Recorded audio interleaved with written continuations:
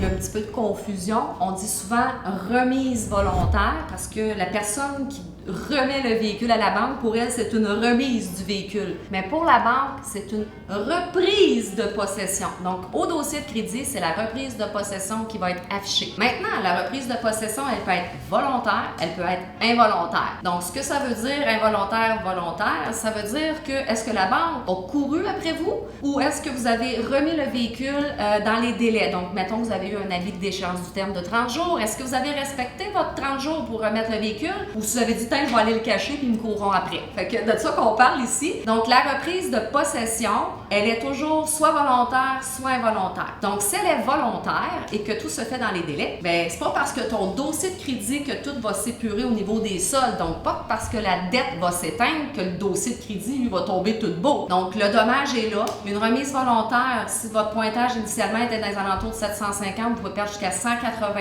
points d'un coup sur une remise volontaire. Même, je vous dirais, ça peut aller jusqu'à 200.